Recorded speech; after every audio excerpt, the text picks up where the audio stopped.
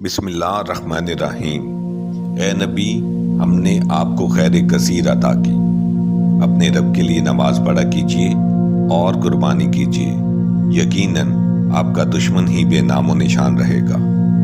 सूरतुल कौसर ये एक मक्की सूरत है, एक रकू है और 3 आयात हैं। ये कुरान पाक की सबसे मुख्तसर सूरत है।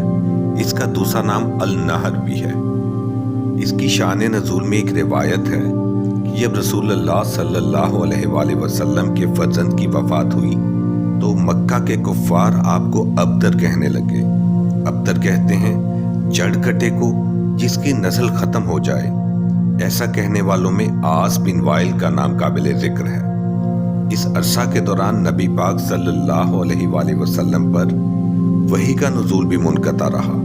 इन तमाम मामलात से नबी पाक सल्लल्लाहु अलैहि वसल्लम गमगीन रहने लगे तो अल्लाह ताला ने आप सल्लल्लाहु अलैहि वसल्लम पर सूरतुल कौसर नाज़िल फरमाई। इनकी इस मुख्तसर तरीन सूरत में अल्लाह ताला ने नंबर 10 की कोडिंग को इस तरह इस्तेमाल किया जिसके सामने इंसानी अक्ल और साइंस दोनों फेल नजर आती हैं। कुरान पाक की ये सूरत सिर्फ 10 अल्फाज पर मुश्तमिल है और हर आयत में हरूफ की तादाद भी 10 है और वो हरूफ जो इस सूरत में सिर्फ एक मरतबा आए उनकी तादाद भी 10 है। सूरत में हर्फ अलिफ भी 10 बार आया।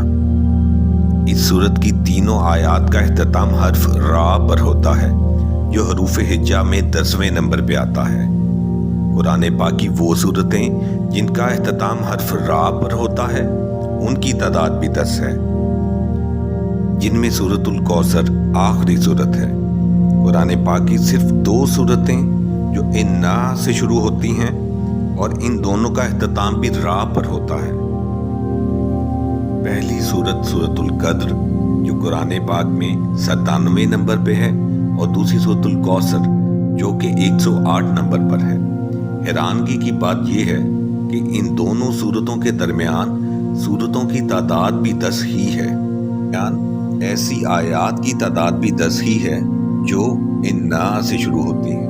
आखिरी आयत से लेकर सूरतुल कौसर की पहली आयत तक सिर्फ 10 अल्फाज ऐसे हैं जो हर्फ रा से शुरू होते हैं। ये कुरान पाक की सबसे मुख्तसर सूरत है मगर इसकी कैलकुलेशन इंसानी दिमाग को हिला के रख देने वाली है और इस बात पर रोशनी डालती है कि ये शान सिर्फ अल्लाह जुल जलाल वल इकराम की ही है जिसे एक छोटी सी सूरत में इतने हैरान कुन चीजें डाल दी।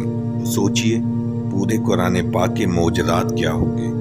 अल्लाह ताला हमें कुरान पाक पढ़ने, समझने और इस पर अमल करने की तौफीक अता फरमाए।